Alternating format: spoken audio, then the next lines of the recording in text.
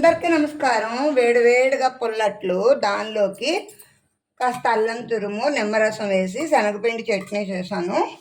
పిల్లలకి బూస్ట్ వేసి పాలు కలిపిస్తాను. మధ్యాహ్న భోజనానికి వైట్ రైస్ అండి. దానిలో కాంబినేషన్ ఏమనుకుంటున్నారా? కర్రీ చూడండి, ముద్దపప్పు, ఆవకాయ, నెయ్యి.